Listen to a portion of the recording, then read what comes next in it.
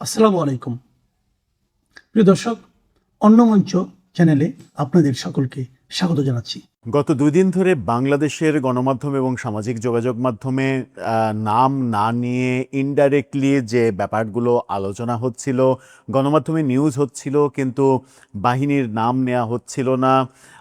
তারও আগে যখন আমরা দেখলাম যে ভারতীয় গণমাধ্যম নর্থ ইস্ট নিউজে এই ব্যাপারে বাংলাদেশের বিভিন্ন বাহিনীর জঙ্গি সংশ্লিষ্টতা কয়েকজন সদস্যের পাওয়া গেছে এবং তাদেরকে গ্রেপ্তার করা হয়েছে। একটি বাহিনীর মানে সবথেকে বড় বাহিনীর অবসরপ্রাপ্ত সদস্যরা পাকিস্তান ভিত্তিক বিভিন্ন জঙ্গি সংগঠনের সদস্য হচ্ছে। এই জাতীয় মানে বলা না বলা, আবছা বলা, একটু ইঙ্গিত দেওয়া, এরকম খবরই আমরা পাচ্ছিলাম। নর্থ ইস্ট নিউজ যেগুলো সরাসরি বলেছিল, বাংলাদেশের গণমাধ্যম সেগুলো কোনোভাবেই সরাসরি বলছিল না। অতঃপর আমরা দেখলাম যে প্রচণ্ড সাহসিকতার পরিচয় দিচ্ছে বাংলাদেশের নতুন পত্রিকা ডেইলি টাইমস ভয়ঙ্কর একটা প্রতিবেদন তৈরি করেছে এবং সেটা তারা আইএসপিআরের সঙ্গে কথা বলেছে, বিভিন্ন গোয়েন্দা সংস্থার সঙ্গে কথা বলে তারা বলছে যে মানে নর্থ ইস্ট নিউজের দেয়া সেই খবরের সত্যতা রয়েছে এবং সেই সত্যতার ভেতরের সত্য তারা বের করে আনার চেষ্টা করেছে। তারা বলছে যে বিমান বাহিনীর কিছু মানে বেপথে চলে যাওয়া কিছু সদস্য যারা পাকিস্তানি জঙ্গি গোষ্ঠীর সঙ্গে সংশ্লিষ্ট হয়েছে, তাদের সঙ্গে থাকা একজন ইমামের পাল্লায় পড়ে তারা এই কাজগুলো করেছে এবং তাদেরকে গ্রেপ্তার করা হয়েছে এবং ইনভেস্টিগেশনে নানা ধরনের চাঞ্চল্যকর তথ্য উঠে এসেছে। পাকিস্তানে একাধিক জঙ্গি গোষ্ঠীর সঙ্গে জড়িত হওয়ার জন্য অন্তত 4 জন বাংলাদেশি যুবক নিহত হওয়ার ঘটনা ঘটেছে। একাধিক ব্যক্তির গ্রেপ্তার হওয়ার ঘটনা ঘটেছে যারা কিনা বাংলাদেশের এই বিমান বাহিনীর সদস্য, এরকম তথ্য এই ডেইলি টাইমস দিচ্ছে। ভয়ঙ্কর ব্যাপার। এটা শুধু ভয়ঙ্কর ব্যাপারই না, প্রফেসর ইউনূসের আমলের ঘটনা। মূলত বলা হচ্ছে যে কিছু সদস্য 2 মাসেরও বেশি সময় ধরে মানে কর্মক্ষেত্রে না আসা, তাদেরকে না দেখা, এই ব্যাপারগুলো থেকেই সন্দেহগুলো তৈরি হয়েছে। প্রফেসর ইউনূস সরকার মানে এই দেশে মানে ক্ষমতায় আসার পরে জেলখানা থেকে সমস্ত জঙ্গিকে মুক্ত করে দিয়েছে এবং এই দেশকে জঙ্গির একটা আস্তানা বানিয়েছে এবং তারা কথায় কথায় বাংলাদেশে কোনো জঙ্গি নেই, জঙ্গি নিয়ে শেখ হাসিনা ফালতু নাটক করেছে, শেখ হাসিনা জঙ্গি সাজিয়ে ধর্মভিত্তিক দলগুলোকে শায়েস্তা করেছে, আদতে বাংলাদেশে কোনো জঙ্গি নেই, এই বয়ান প্রতিষ্ঠিত করে বাংলাদেশকে জঙ্গিবাদের স্বর্গ রাজ্য বানিয়ে গেছে। তার কুফল এখন নতুন সরকারকে বহন করতে হচ্ছে। প্রফেসর ইউনূস এই দেশটাকে একেবারে তালেবানের মতো মানে একেবারে ধ্বংসের শেষ প্রান্তে নিয়ে যাওয়ার যে চেষ্টা করেছিল, তাদের 1.5 বছরের শাসনকাল যদি 5 বছর দীর্ঘায়িত হতো তাহলে এই দেশটাকে খুঁজে পাওয়াটা আমাদের জন্য অনেক বড় কঠিন চ্যালেঞ্জের ব্যাপার হতে পারত। চলুন একটু জেনে দেখি বাংলাদেশের গণমাধ্যম ডেইলি টাইমস তারা কি বলছে, ভারতীয় গণমাধ্যম নর্থ ইস্ট নিউজ নতুন কি তথ্য দিচ্ছে এই ব্যাপারে, যেগুলো জানার পরে আপনারও গা শিউরে উঠতে পারে। থাকবেন পলিটিক্স টিভির নিয়মিত আয়োজনে।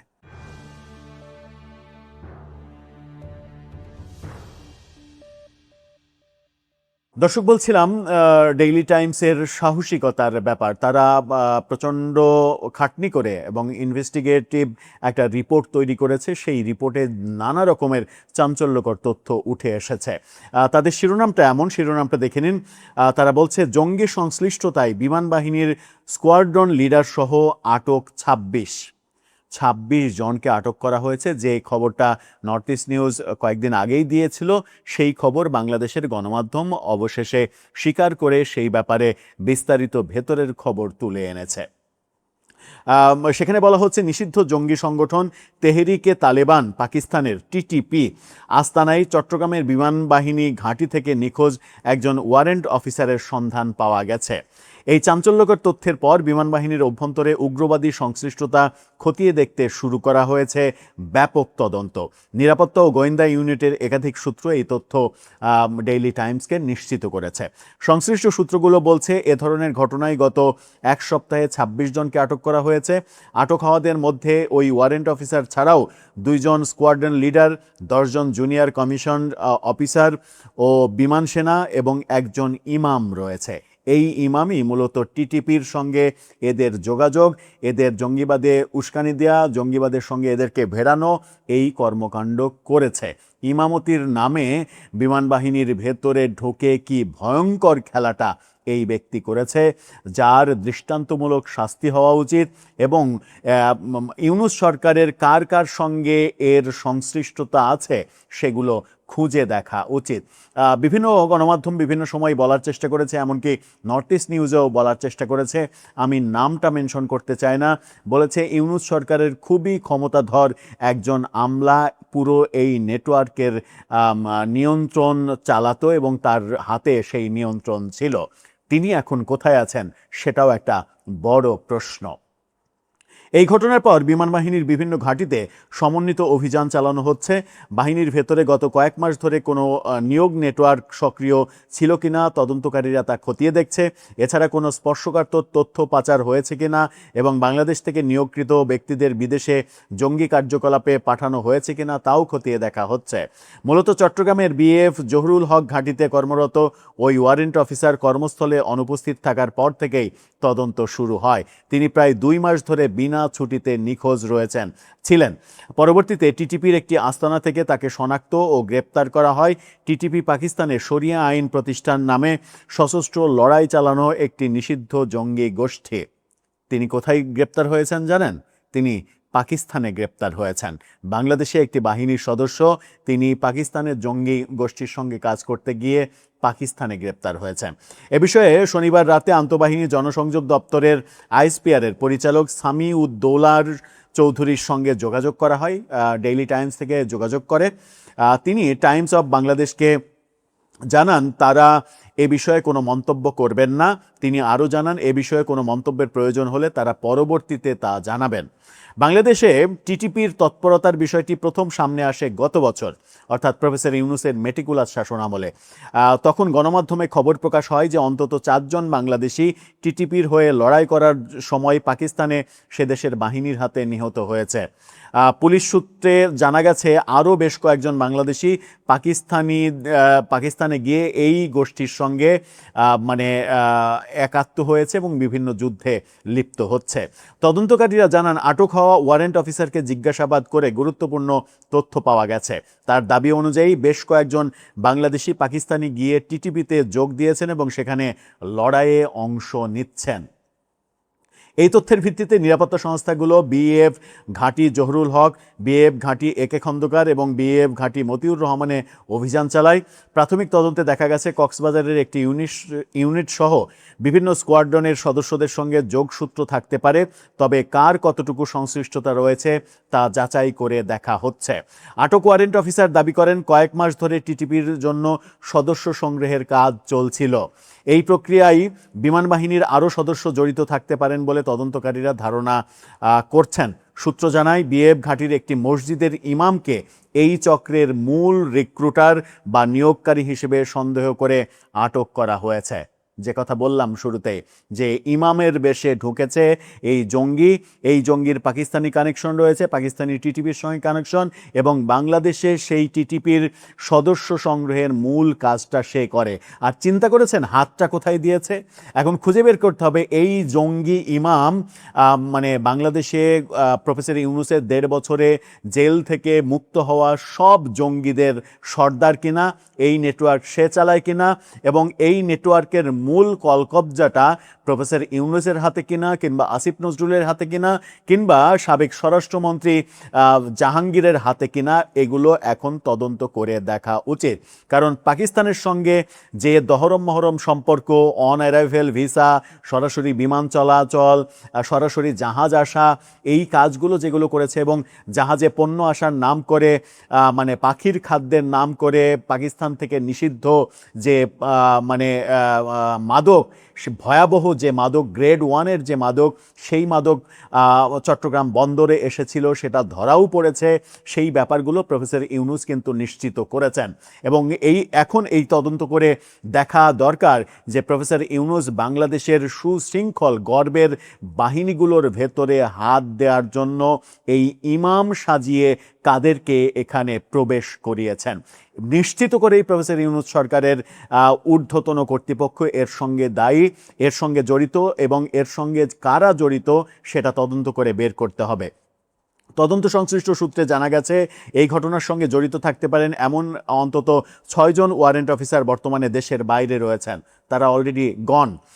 ধারণা করা হচ্ছে তারা তুরস্ক, পাকিস্তান, নিউজিল্যান্ড ও পর্তুগালে পালিয়ে গেছেন। এটি তদন্ত প্রক্রিয়াকে আরও জটিল করে তুলেছে এবং ঘটনার একটি আন্তর্জাতিক যোগসূত্র তৈরি করেছে।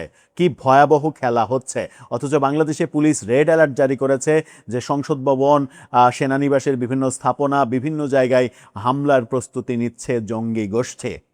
প্রফেসর ইউনূস তাহলে দেশটাকে কোথায় রেখে গিয়েছেন একবার খালি চিন্তা করুন।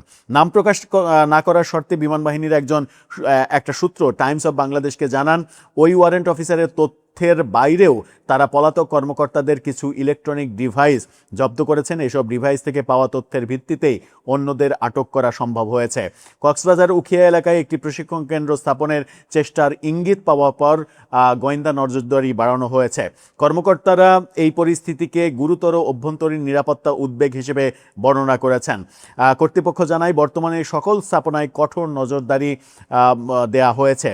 টিটিপির হয়ে লড়াই করা বাংলাদেশিরা কারা, অর্থাৎ পাকিস্তানের এই জঙ্গি গোষ্ঠীর হয়ে লড়াই করা বাংলাদেশি সদস্যরা কারা, সেই তথ্য দিচ্ছে গণমাধ্যম।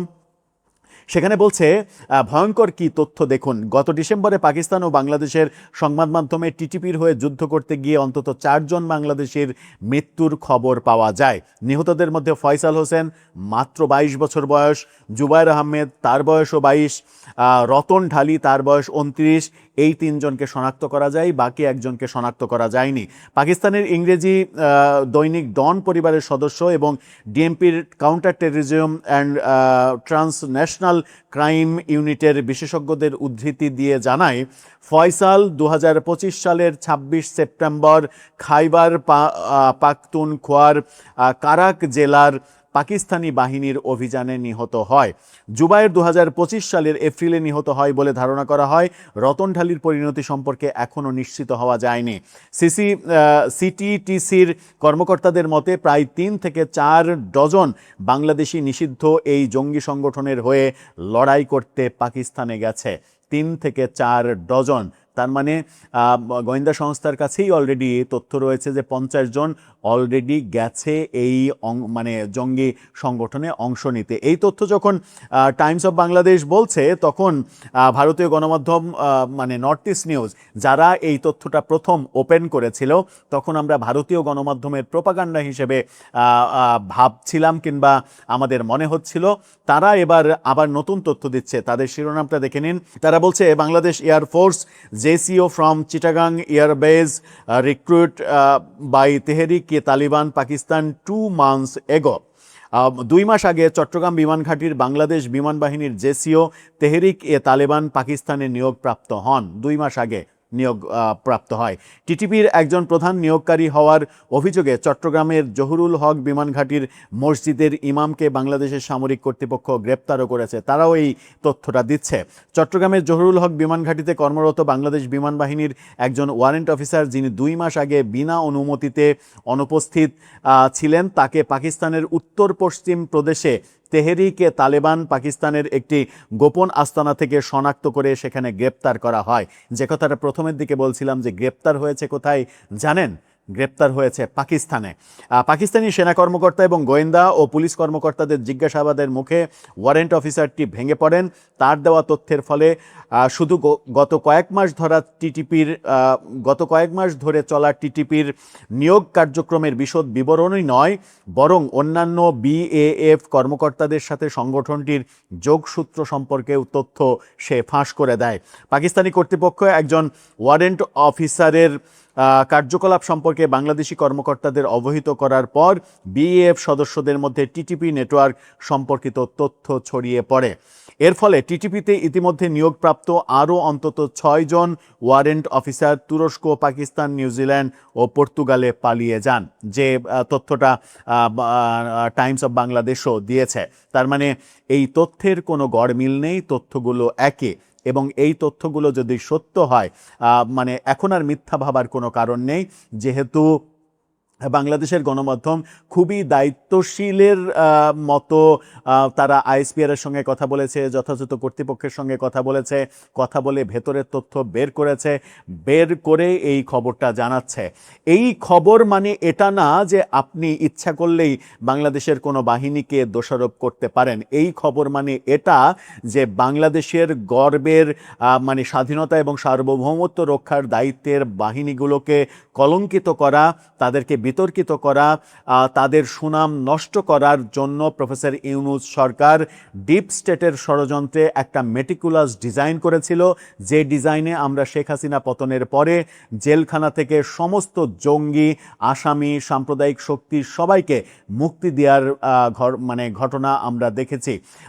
মানে বড় বড় জঙ্গি, বড় বড় সন্ত্রাসী, মানে যাবজ্জীবনপ্রাপ্ত সন্ত্রাসী, মৃত্যুদণ্ডপ্রাপ্ত সন্ত্রাসী, তাদের সবাইকে ছেড়ে দিয়েছে প্রফেসর ইউনূস, এবং ছেড়ে দিয়ে এদেশে জঙ্গিবাদের কোনো অস্তিত্ব নেই সেই বয়ান প্রতিষ্ঠিত করার চেষ্টা করেছে, এবং বলেছে যে শেখ হাসিনা জঙ্গিবাদের ইস্যু সাজিয়ে ধর্মভিত্তিক রাজনৈতিক দলগুলোকে কোণঠাসা এবং শায়েস্তা করেছে। আদতে বাংলাদেশে জঙ্গি বলে কিছু নেই। এই বাণী একদিকে দিয়ে আর একদিকে জঙ্গিদের বিভিন্ন জায়গায় কাজে লাগিয়ে বাংলাদেশটাকে ধ্বংস করার ষড়যন্ত্র করেছে। যে খবর এসেছে পুলিশ বাহিনীর গোপন নথিতে, যে জাতীয় সংসদ সহ বিভিন্ন স্থাপনায় হামলার পরিকল্পনা করছে জঙ্গি গোষ্ঠী, বাংলাদেশে যদি জঙ্গি নাই থাকবে এই হামলার হুমকি কারা দিচ্ছে? প্রফেসর ইউনূস, যিনি এখন এসএসএফ নিরাপত্তায় দিনকাল অতিবাহিত করছেন, তার তো নিরাপত্তার কোনো শঙ্কা নেই, কিন্তু আমরা যারা সাধারণ মানুষ মানে খেটে খেয়ে জীবিকা নির্বাহ করি, তাদের তো প্রয়োজনীয় অপ্রয়োজনীয় সব জায়গায় যেতে হয়। আমাদের নিরাপত্তা কোথায়?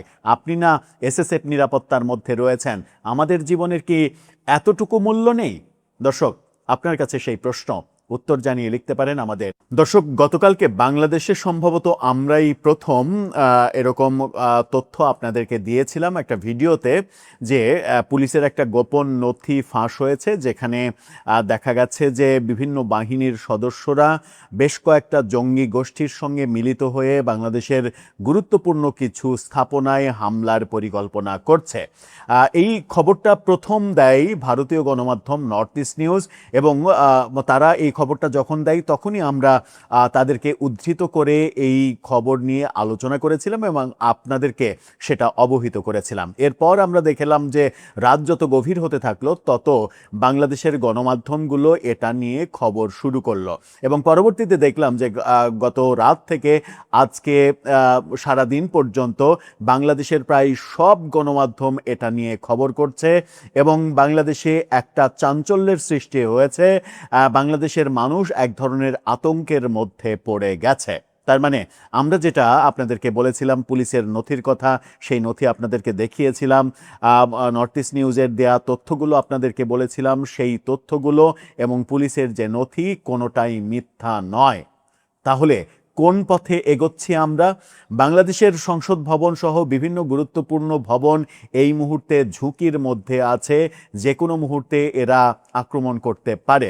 অভিযোগ রয়েছে যে 24-এর শেখ হাসিনা বিরোধী যে শেখ হাসিনার রেজিম চেঞ্জের যে আন্দোলন হলো, সেই আন্দোলনে স্নাইপার ঢুকে পড়েছিল, যে স্নাইপাররা ঢুকে পড়ে বিভিন্ন মানে হত্যাকাণ্ড ঘটিয়ে আন্দোলনটাকে একটা নতুন মোড় দেওয়ার চেষ্টা করেছিল, এবং তাদের ওই পরিকল্পিত সূক্ষ্ম ঘটনাগুলো যে মেটিকুলাস ডিজাইনে করা, সেগুলো পরবর্তীতে আস্তে আস্তে পরিষ্কার হতে থাকে। একটা গোষ্ঠীর কিংবা কোনো বাহিনীর সাবেক অবসরপ্রাপ্ত কিংবা চাকরিচ্যুত কিছু সদস্যের হাতে বৈধ অবৈধ বহু অস্ত্র চলে গেছে, এবং তারা বেশ কিছু আন্তর্জাতিক জঙ্গি গোষ্ঠীর সঙ্গে সম্পৃক্ত হয়েছে। এই খবরটা এখন বাংলাদেশকে কাঁপাচ্ছে।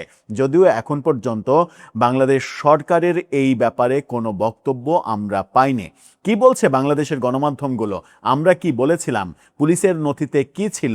কি হতে চলেছে? চলুন আর একবার একটু ভালো করে বুঝে দেখার চেষ্টা করি এই ভিডিওতে। থাকবেন পলিটিক্স টিভির নিয়মিত আয়োজনে। দর্শক, বলছিলাম বাংলাদেশের গুরুত্বপূর্ণ স্থাপনায় হামলার পরিকল্পনা চলছে। কিছু জঙ্গি গোষ্ঠী এবং বলা হচ্ছে যে সেনাবাহিনীর অবসরপ্রাপ্ত কিছু সদস্যের সেখানে যোগদান করা। এর আগে আরেকটি বাহিনীর কিছু সদস্যর কিছু জঙ্গি গোষ্ঠী পাকিস্তানি বিভিন্ন বিচ্ছিন্নতাবাদী গোষ্ঠীর সঙ্গে সম্পর্ক, যোগাযোগ এবং তাদেরকে অ্যারেস্ট করা, তাদেরকে জিজ্ঞাসাবাদের জন্য বিভিন্ন জায়গায় নিয়ে যাওয়া, এই ব্যাপারগুলো মানে আভাস দিয়েছিল কিন্তু ভারতীয় গণমাধ্যম নর্থ ইস্ট নিউজ। আমরা তখন ব্যাপারগুলো আসলে আমলে নিইনি, কিন্তু এই খবরটা নর্থ ইস্ট নিউজ দেওয়ার পরে বাংলাদেশের সমস্ত গণমাধ্যমের টনক নড়েছে। যখন আমরা আলোচনা করলাম, আমাদের ভিডিও প্রকাশিত হলো, তার পরপরই দেখলাম যে রাত যত গভীর হতে থাকলো তত বাংলাদেশের গণমাধ্যমগুলো এটাকে গুরুত্ব দেওয়া শুরু করলো। বাংলাদেশের অন্তত দুটো গণমাধ্যমের শিরোনাম আপনাদের দেখাতে চাই। ঢাকা পোস্ট বলছে, গুরুত্বপূর্ণ স্থাপনায় হামলার পরিকল্পনা, সারা দেশে সতর্কতা জোরদার। এই কথা যখন ঢাকা পোস্ট বলছে, তখন আরেকটি পত্রিকার শিরোনাম আপনারা দেখে নিন। সেখানে ইত্তেফাকের এই শিরোনামটা দেখে নিন। ইত্তেফাক বলছে, সংসদ সহ গুরুত্বপূর্ণ স্থাপনায় হামলার আশঙ্কা, সতর্কতা জারি পুলিশের। এই যে ভয়াবহ তথ্যগুলো আসছে বিভিন্ন গণমাধ্যমে, এই ভয়াবহ তথ্যগুলো উঠে আসছে, এই তথ্যগুলোই বলে দেয় যে কিছু একটা হতে চলেছে। বাংলাদেশের গণমাধ্যমগুলো কি বলছে শুনুন। নিষিদ্ধ ঘোষিত একটি উগ্রবাদী সংগঠনের সমর্থকদের সম্ভাব্য নাশকতার পরিকল্পনা ঘিরে দেশের গুরুত্বপূর্ণ স্থাপনাগুলোর নিরাপত্তা জোরদারের নির্দেশ দেওয়া হয়েছে। পুলিশ সদর দপ্তরের একটি চিঠিতে এই তথ্য দেওয়া হয়েছে। চিঠিতে বলা হয়েছে, সম্প্রতি গ্রেপ্তার হওয়া উগ্রবাদী সংগঠনের সদস্য